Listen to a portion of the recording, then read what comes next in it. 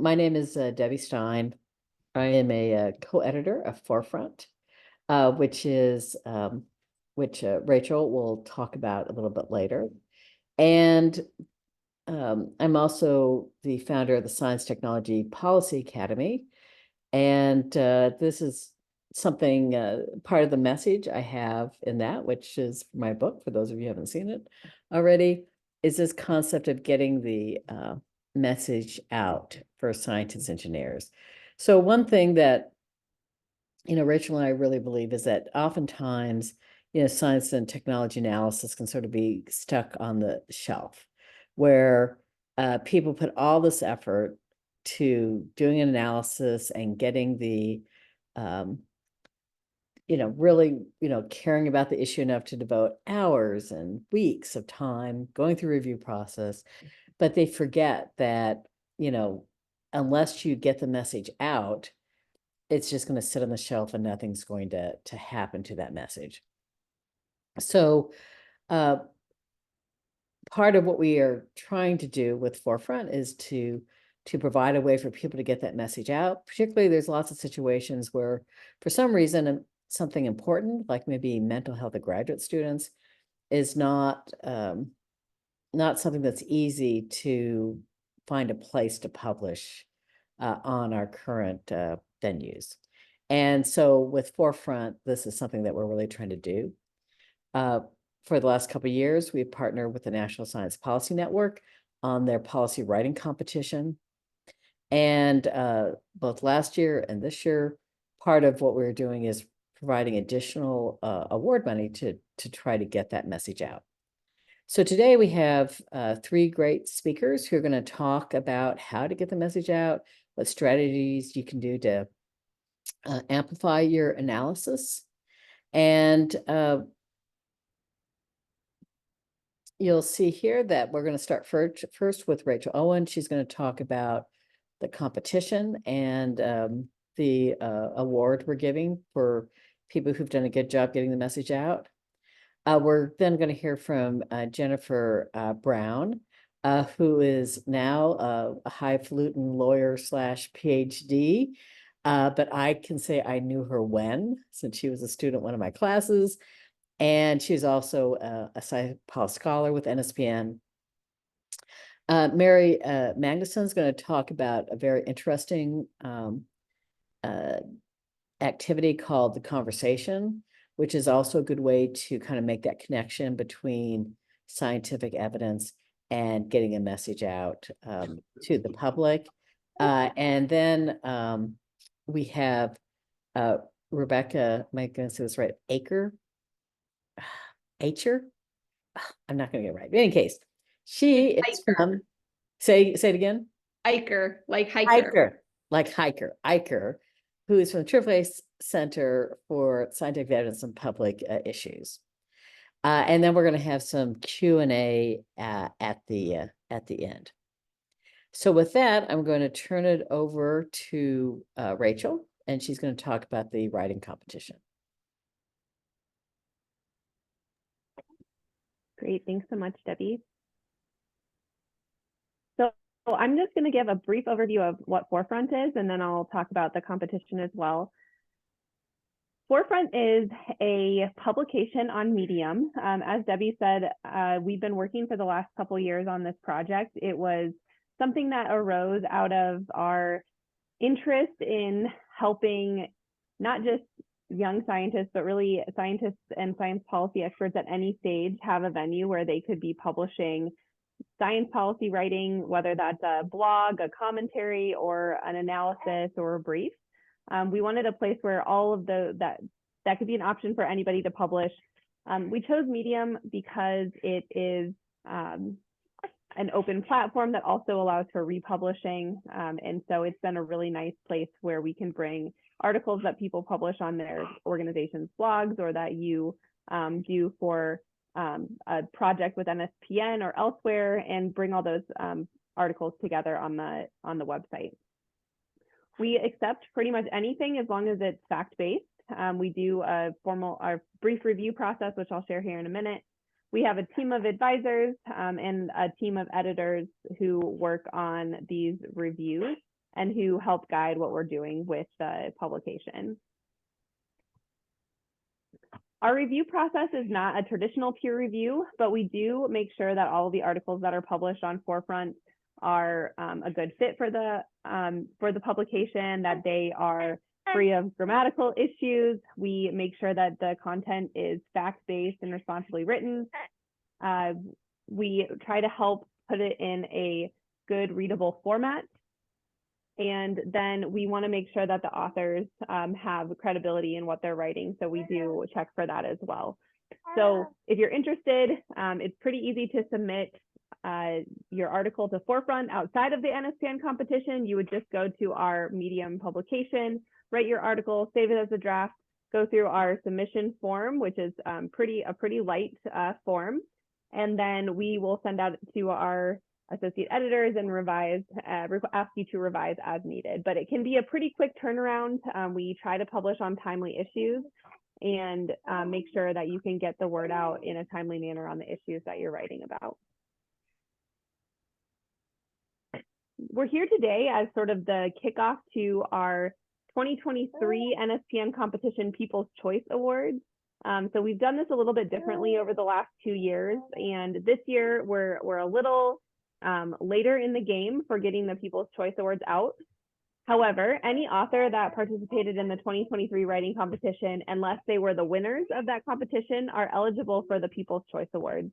So hopefully what you learned today, if you are an author for that contest, what you learned today will be useful in getting the message out about your article. And then throughout the month of March, we'll look at 3 metrics that Medium tracks, which is views on the article. So just how many times somebody goes to your article to check it out, how many times it's read. So that is like getting all the way through, spending an adequate amount of time on that page to consider it to be read by that viewer.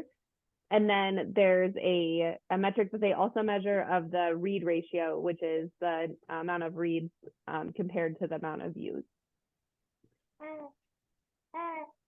And then right as that's wrapping up, many of you will probably be attending the NSPN Symposium in early April. That's when we'll start talking about the competition for 2024. That will open up in May. Sorry, got a lot of helpers right now. The competition will open up in May, close in July, and then we'll be reviewing those and getting feedback to authors over the course of the summer. They'll have an opportunity to make some revisions before they go to the contest judges, and then we will have the final submissions due in September. So if you have any questions on how that process works, happy to share more information at the end. But I'll go ahead and stop there and turn it back over to Debbie to kick things off with the panelists. Great. Thanks a lot, Rachel. Now we're going to go to Jennifer Brown. And while she is bringing up her slides, I'll mention you're welcome to start putting questions into chat, and then we will also have a live session, so you can use either way to ask questions. If it's chat, I'll ask it on your behalf, or you can come on live at the end of the session. So with that, I will turn it over to Jennifer. Awesome. Thanks, Debbie. How is everything looking? That's always the first question, right? When you do a panel, can you see my slides and hear me? Yes, we can see your slides and hear. Great. So welcome, everyone. Thanks for the opportunity to chat. I really like the idea of getting 3 different perspectives in short bites instead of kind of a longer, drawn out webinar. So today I am going to be talking about getting the message out in the context of a project I worked on, as Debbie mentioned, in starting almost at the beginning in one of her courses. And this project was really focused on the history and science of tear gas policy in the US. So this is a brief outline of what I'm going to talk about in the context of this work, and I'm going to expand on each of these as we go. But these 4 things were kind of the major synthesis. I was thinking about how to talk about all of these in 10 minutes. So basically with 10 slides. And so the story of this project starts in graduate school. I was in my 3rd year of a neuroscience graduate program studying neurodegeneration at the University of Minnesota in the Twin Cities, doing all the things that graduate students try to do when trying to graduate. And so we were all extremely focused on our experiments, on writing papers, on applying for grants. These are some of my cohort members in this photo, and they are also the team that worked on the tear gas project with me. So May 26, 2020, George Floyd was murdered. Minneapolis became the epicenter of a renewed wave of activism protesting police brutality. The Minnesota National Guard was activated in the largest deployment of the state's forces since World War II, which is pretty crazy if you think about that.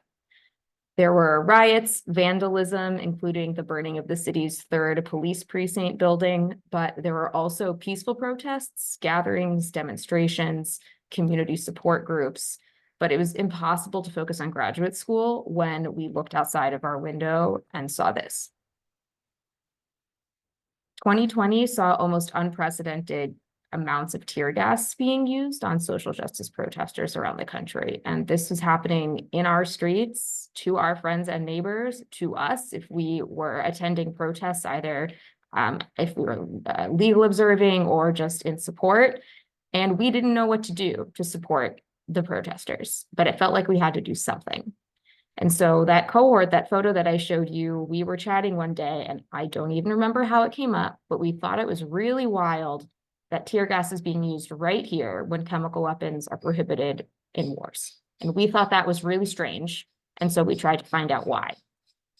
And we fell back on our training. We're all graduate students. Also, hey, people in the audience, you don't have to turn your camera on, but give me a thumbs up if you are in an academic related position, institution, gainful employment, or if that's where you think you want to go. Any reaction will do. You can put it in chat too. Yeah. So I know who I'm talking to, but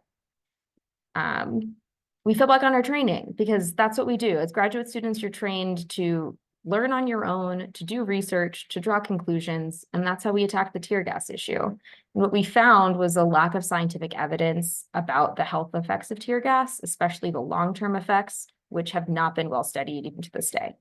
And this isn't a talk about the content of the research, but I really feel like I can't talk about the process and how to communicate about whatever project you happen to be working on if we don't talk about the importance of remembering why you started the work in the first place. Because remembering that is going to help you when you're trying to draw attention to your issue, or when you're going to get tired, because you will get tired. It's going to be really important to come back to what is your motivation? How can you get people to care? Because if people feel that you care, humans are empathetic. They're going to be more invested in your issue if they feel that you really care about it. So in the end, you should be able to distill your issue down to a single sentence. Our research is important because blank. So we had one big idea that we researched. We wrote a giant paper combining the history, science, policy of tear gas use. And then we couldn't get it published. Debbie kind of alluded to this a little bit, talking about the mental health and graduate students bit. Science journals weren't interested in policy recommendations, and policy journals weren't interested in the hard science review.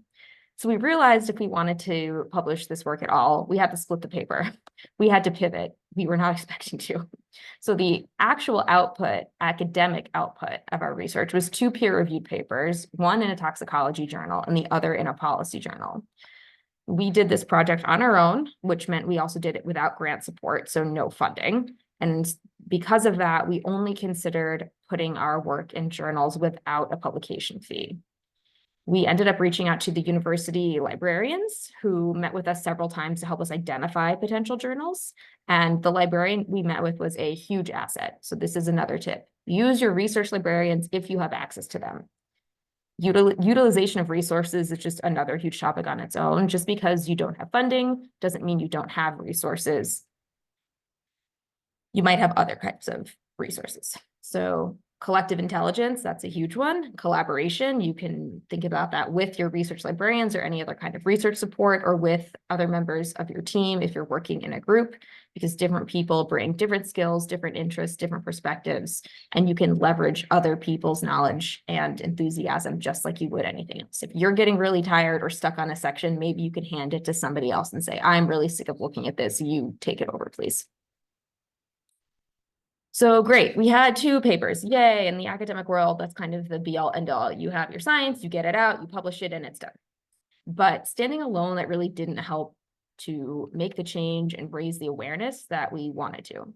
And very few people outside of the academic community actually read science journals, right? That's not their audience. Their audience are other scientists researching the same field, highly specific, highly technical. So if we wanted to reach more than just academic scientists, we need to get our work into some format that non-experts read. And so just going off of the academic piece, we worked with media relations folks at our university to craft press releases for the papers, which they then fed to news sites that are monitored by journalists, which is how most journalists pick up stories and then doing more expansive coverage on them. Here's something I didn't know. When those press releases go out, the journalists who pick them up and asked to do follow-ups usually want to do it the same day, or at least the day after. So when you put out your press release, you should also have a clear schedule to do the media interviews that you're going to get sometimes hours later, which was surprising to us. That means you need to be prepared for media interviews before the press releases go out. Doing a media interview was a completely new experience for my entire team. I'd never been interviewed by a journalist for a media piece before. And the main takeaway from this was journalists are looking for a 5 to 15 second soundbite to use, not a paragraph long answer or explanation.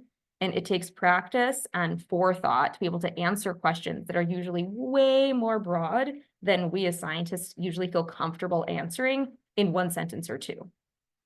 And the way we tackled this was we have several documents that we worked on together to meet this challenge. We have a 5-page version of our research, a 2-page version, a 1-page version, a sheet with answers to common questions. And I actually looked at that document just before I came to see what kind of things we had.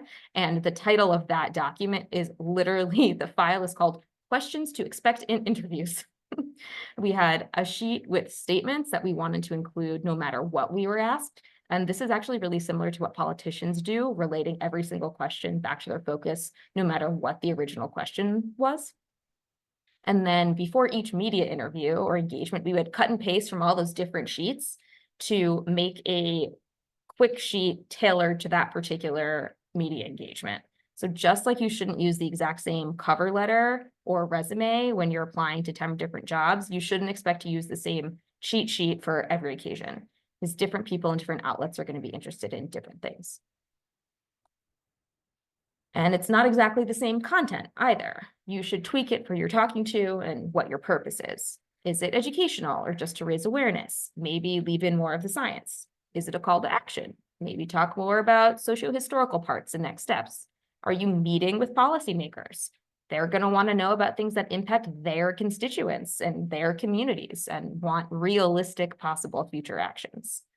So white papers or one-pagers are usually very short distillations of your issue with recommendations that you can leave after those meetings. And that's a super way to get your information across the table to the policymaker and leave it with them so they can glance at it really quickly after you're out the door and know your main points. So, the whole thing is a funnel. You're presenting content from the same source in different ways. So you already did the big work, or you're working on the big work. Now you have to cut it down and then cut it again and again and again until you're at the very bottom and you have the bare bones versions and your 1-sentence tagline about this is important because blank. And different blogs or magazines or articles are going to have different word counts. So you're going to have to be prepared to chop up whatever you're writing anyway to meet whatever those publication requirements are.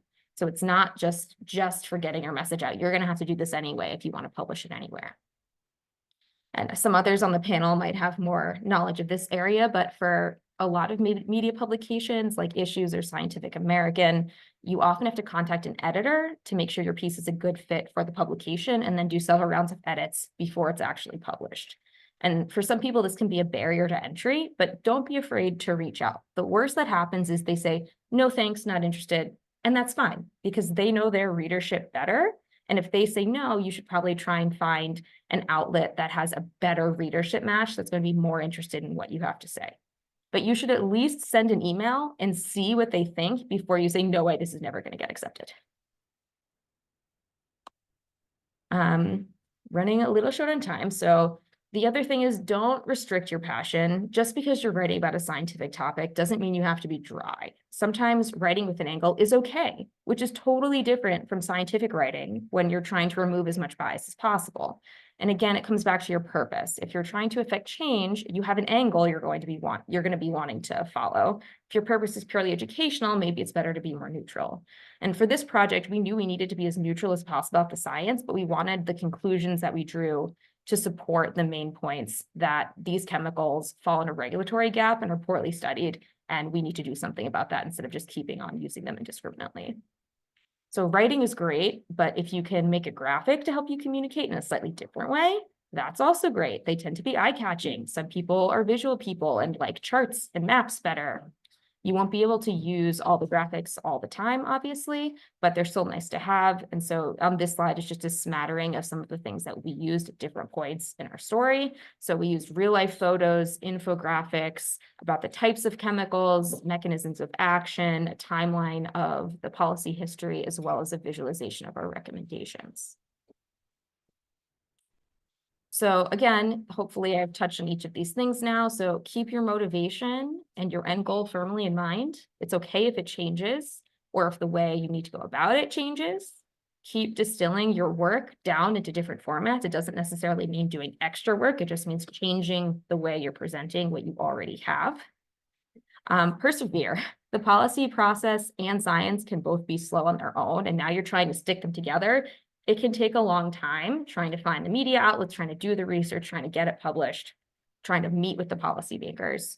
So I'd say none of us expected a simple conversation with friends to turn into something that would consume all of our extra time for almost 2 years. And so my last piece of advice is really to find a support system. If you're working alone, maybe you can find other people in communities like NSPN and Forefront to encourage each other that way. Because burnout is real and not everyone is going to like what you have to say. So having other people remind you why you started the work in the first place is important to be able to actually keep doing the work. And for me, Debbie's class gave me some accountability for putting my first words on paper for this. I know NSPN has a new writer's room. So there are definitely places where you can find that support if you don't have a team working with you in person. And the end is you can use your scientific training to benefit the community you're a part of.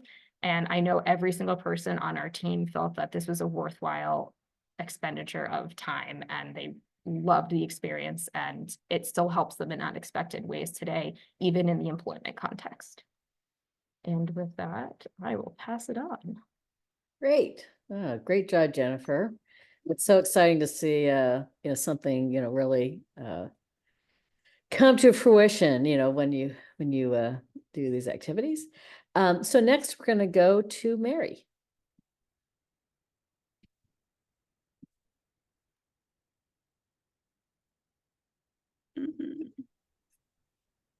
Okay, and a reminder, if you have questions, you can put them in chat or you can wait till the end and we'll put you on screen.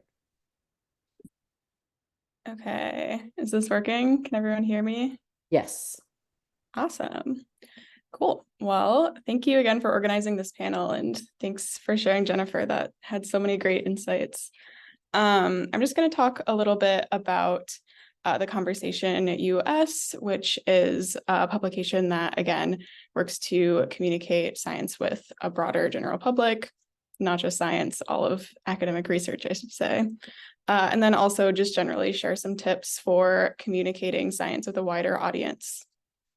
So again, to start a little bit of background on the Conversation, we are a nonprofit newsroom that is digital first, and we publish short articles written by academic experts. So these are generally faculty, researchers at US universities.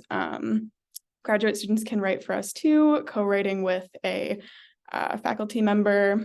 And then our team at The Conversation are all journalists who just help make sure that we're sharing these stories in a way that is really easy to understand, easy to read, non-technical, and we'll be able to reach a really wide audience.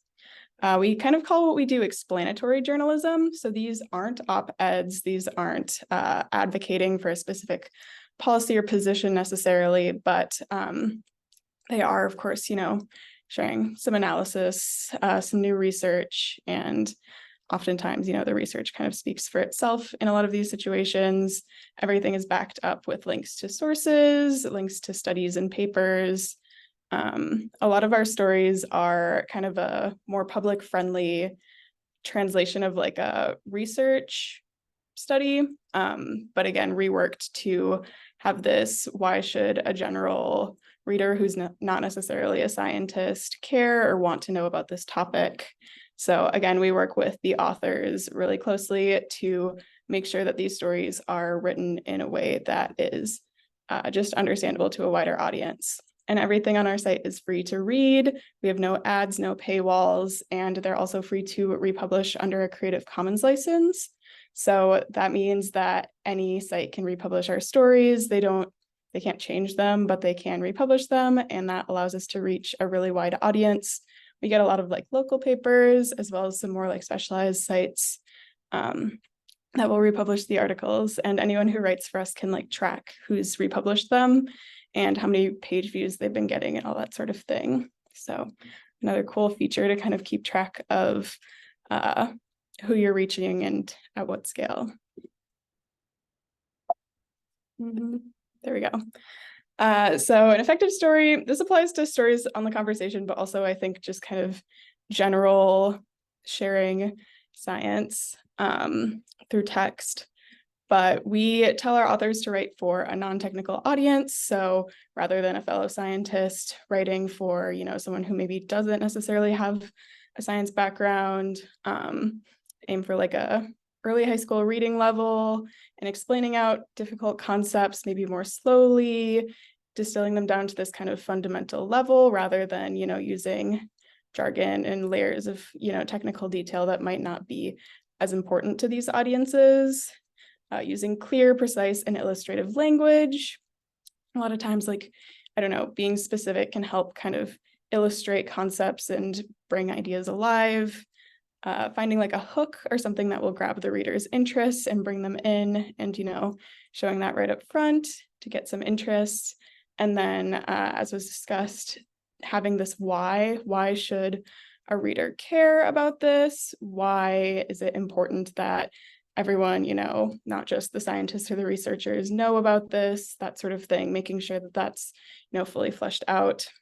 Also making sure to not tell too much, just tell your one story so that, the reader doesn't get lost trying to follow, 10 different threads. As Jennifer mentioned, a really helpful rhetorical exercise is being able to sum up the crux of your message in one sentence. I think that's really helpful to kind of focus your message, and then you can always expand or contract down based on that. I also think it's really important to identify your audience, no matter what sort of science communication activities you're doing. Think about, who are you trying to reach? Sometimes at The Conversation, we say like, oh, we're reaching the general public, which is, it's hard to tell for us sometimes because we get republished so many places, but I think it's really helpful for people who are trying to communicate science to think about like who specifically is your audience, not just the general public. Is it like people in a specific community or people who are affected by a specific issue, certain demographic, anything like that? Because I think that really is going to have an impact on how you are sharing your message. Because, if you're trying to reach like older adults, you're probably not going to use TikTok or something. So thinking about that can really inform like the tactics that you use to share your story. Accessibility to like making sure that you're sharing your message in a way that is accessible to the audience that you're trying to reach. And of course, a lot of groups are not just homogenous. There's going to be individual variability in your audience as well. Some questions to think about when you're thinking about your audience, like what are their values? What are their pre-existing attitudes towards this topic? What drives their behavior? What do they already know or believe? How does, their environment, their situation affect their views and their behaviors related to this topic? Where do they get their information? All those sorts of things can be helpful to think about before you really start thinking about how you're going to share out your story. And again, thinking about what your communication strategy is going to be, as that's going to be informed by your audience. Thinking about what sorts of media you will use. As Jennifer mentioned, there's so many things that you can do. You can, do an article, do a video, do social media posts, all that sort of thing. And really a good mix of all of those can be really helpful. Thinking about your goals.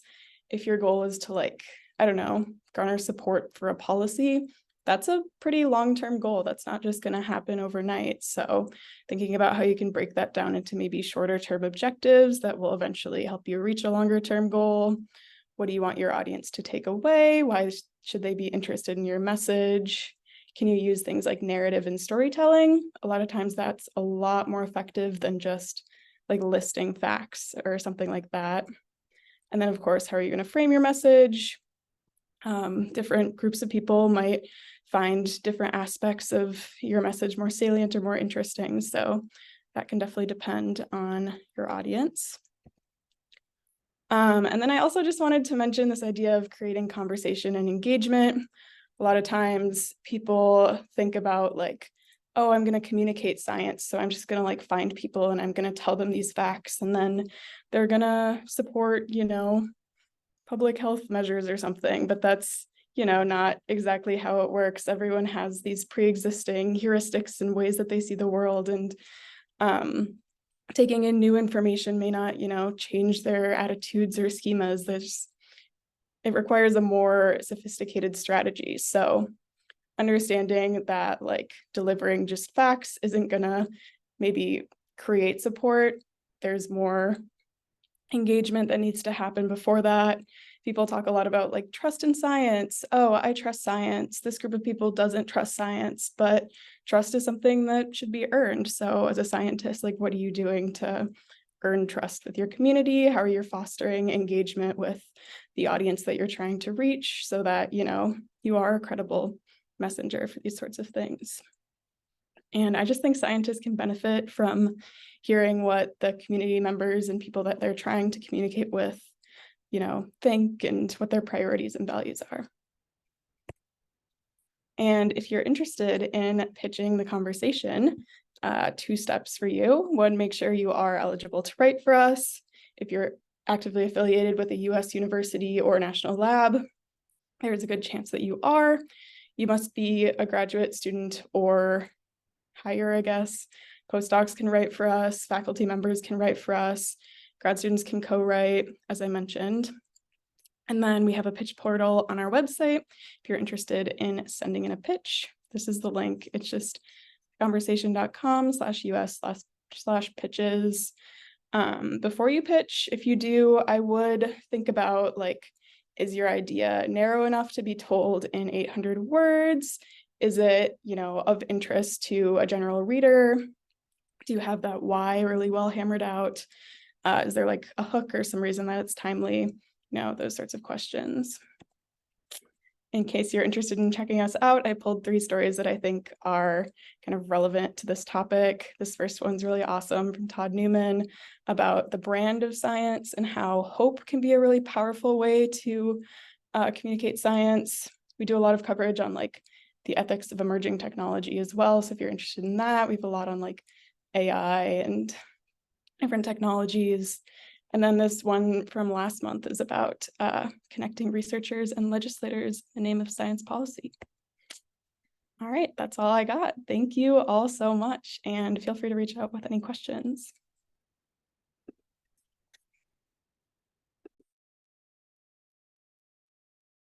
I think you're thank you very much. Yeah, there we go. Yeah. Thank you very much, Mary. And we're now going to go to Rebecca, and I'm pulling up her slides right now. And Great.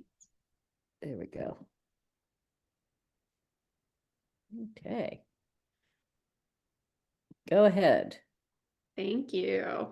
Thank you, Debbie, and all of you for being here tonight and for inviting me. It's exciting to see so many folks interested in learning more about getting your message out. Jennifer and Mary have already shared great advice and examples, so I'll try to do my best to add something valuable with some of my experiences. So as Debbie said, I'm Rebecca Aicher, a project director with the American Association for the Advancement of Science's Center for Scientific Evidence in Public Issues. I won't say that again. The rest of the time I'll say the AAAS Epicenter. So what is the AAAS Epicenter? So by building trusted relationships between scientists and policymakers at all levels of government, we work to make it easier for decision makers to access and use scientific information, and for scientists to engage with policymakers at scale. So we work to bring clear, concise, and actionable scientific evidence to decision makers, and we really aim to be responsive and nimble to their questions and their needs. We're a non-governmental organization. We're nonpartisan, and we don't make any specific policy recommendations, but we have become a trusted partner for scientists and decision makers. So I'm going to take a few minutes to tell you a little bit more about how the Epicenter approaches policy engagement. And I really encourage you to think about how and where in this process you might engage and ask questions about how we approach it and how you could get involved. So the next slide. So we really see that science can be key to addressing nearly every issue. We work on a range of different issues at the Epicenter, including something called per and polyfluoroalkyl substances, which are also known as forever chemicals and are a drinking water contaminant. We also work on responsible AI use in public services, green infrastructure and nature-based solutions, properly managing orphaned and abandoned oil and gas wells. We've had projects with voting security and technology and substance use disorder and treatment. So you can see that we've really worked on a range of issues, and the science is really helpful in engaging with policymakers on the questions that they have. And we're actually planning to expand our topics in the coming years. So if you think that you are really interested in this, we'd love to hear about some of the work that you are doing. Next slide. So this slide is really a way for me to kind of help you understand our process and how we see engaging with policymakers and how to build those trusted relationships that we are really proud that we have been able to build over the last few years. And where we always start is with listening. And that listening is including policymakers, decision makers, local, state, and federal, the types of questions that they have. We're listening to scientists to hear where their research is and how it could be relevant to some of the questions that we're hearing from the policymaking community, as well as listening to communities. What are they struggling to address, and where can science be part of that process and opportunity to address some of their issues? And I will emphasize, I think, as Jennifer and Mary have talked about, right, that science is not the only piece of what people are using to make their decisions, but it can really be an important part of that. And that's what we're really working to help decision makers see, that science can be part of that policymaking process.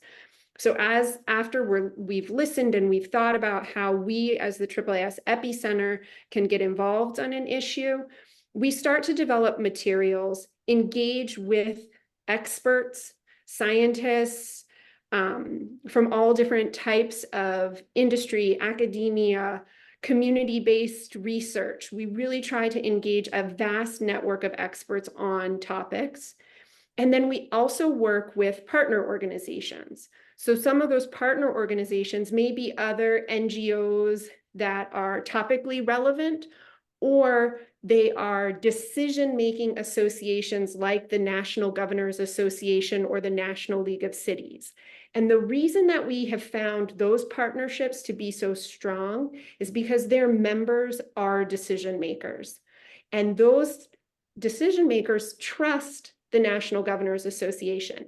And if the National Governors Association welcomes the epicenter into a virtual event or an in-person event, it starts to build that trust more quickly for us, and that idea that science can be part of their process, and ultimately working toward more evidence-informed decisions. Next slide. So this slide is a timeline and an example of one project. This is related to PFAS.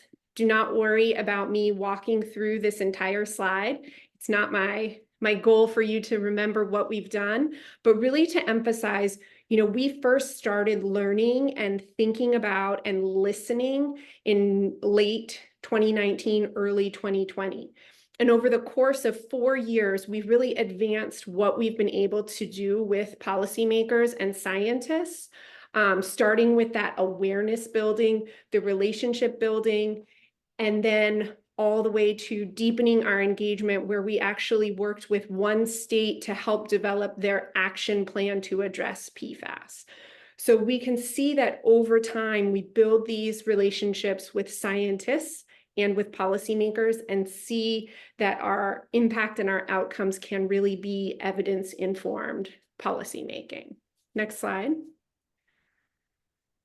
So I wanted to give you one specific example that I think will feel relevant to all of you in how we hosted a virtual event just a few months ago, back in 2023, on a topic that became really relevant and important for states and communities, especially as many federal dollars became available for environmental justice. And one of the big questions around PFAS was, what are the implications for different communities, and how do socio-demographic factors influence exposure to PFAS, and how communities are able to respond? So we were hearing from decision makers that they really needed more information about this. They needed to connect and have a deeper understanding of what the science is showing in this space, as well as what communities were asking and needing of their policy solutions. So we designed a virtual event that would allow for different experts to address the questions that we were hearing from decision makers. And one of our featured experts is a graduate student conducting policy relevant research. He's the lead in understanding socio-demographic factors and their linkages with PFAS exposure. And in my conversations and trying to identify different experts, I came across his research. I reached out to him, cold email, and he quickly replied, which is key. Similar to journalists, we're often working on a faster timeline than some other folks might be. So it was great that he replied quickly. We hopped on a Zoom chat, and he was able to explain his research, as Jennifer was describing and Mary mentioned, in that 1 or 2 sentences to really help understand the why. And then as I could ask him more questions, I could see that he could clearly go deeper and explain the research and the context that was needed for policymakers, but he could also zoom back out and help keep the research in perspective. And then he was able to identify the next steps in his research that would help advance the scientific understanding for the policymaking community. So he just really represented a great example of how the research can be so policy relevant and timely, and an opportunity to really engage deeply with people who are truly interested in the work that they're doing. So next slide. So this is just kind of a quick reminder of what I just talked about, some bullet points to help keep in mind. For us, it's really about building long-term trusted relationships between scientists and experts and decision-making communities. So there's the key, to establishing trust. One way that you can help establish some of that trust is by building relationships with NGOs, scientific societies, and policymakers. As students and postdocs, there's some real opportunity to reach out to some of these NGOs and scientific societies and talk about the research that you're doing and think about how they're engaging on issues and how you can support the work that they're doing.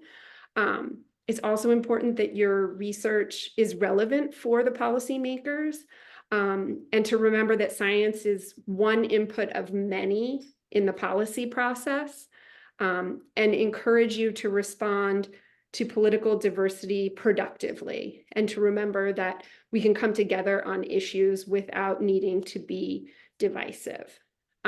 So with that, I will say thank you all, and if you want to reach out, feel free. I can put my email in the chat, but I really encourage you all to share with me the research that you're doing that you would be interested in getting in front of policymakers.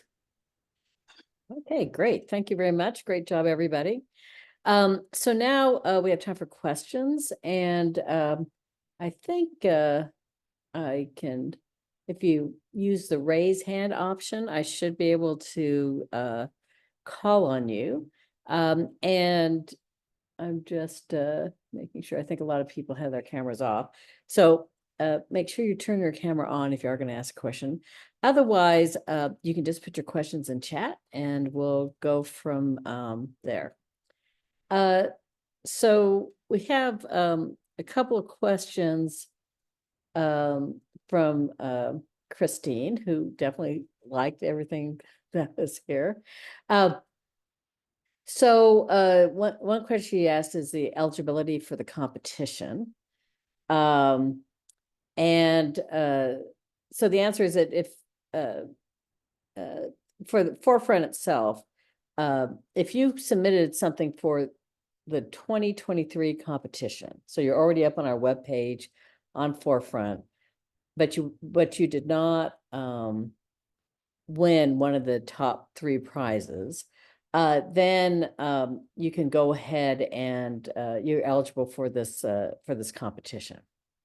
So going back to what Rachel said earlier, it is a way to that we're really trying to help advance this technology. So we're going to basically doing it over this March time period and sort of saying, what it is that you did to get your message out. Last year, I remember this because it was one of the students I work with at West Virginia University. She wrote something about mental health and graduate students, which is why I mentioned that topic. And it did get picked up by Medium, the kind of like main part of Medium, and went out. And that, really helped her get a lot of visibility for that issue. We do expect to be holding the competition this year. That was also kind of like the timeline Rachel showed there at the end. And so we will be also having it for whatever articles you write next year. So we encourage you to get involved with the policy writing competition. It's really a great way to kind of build your portfolio as you're looking for a job and get your message out. So another question from Christine says, Rebecca, you mentioned you might be thinking about expanding into different areas. Do you have any idea? Do you have any sense of what those areas might be? Sort of. We're still a bit in that listening phase and trying to identify where we think that we can be most useful. So I think some of the spaces are around energy and energy transition. So we're definitely looking at some of those issues. It was 2023. So last year, we did some work around carbon credits for the oil and gas sector, which was an expansion and exploration around that. So I think there's probably some space, some topics in the energy space that we'll be exploring, as well as trying to advance some work around mental health, youth mental health. So those are some of the 2 areas where we have heard the most desire for some assistance, but still kind of figuring it out. So nothing solid yet. Okay. Rachel also mentioned, something I forgot to mention, is that the competition is open to anybody who's an NSPN member. So for the upcoming competition. I'll just mention the NSPN membership is not very expensive, and you get a nice professional development support for it, which is how a lot of people, pay for the different things I'm doing.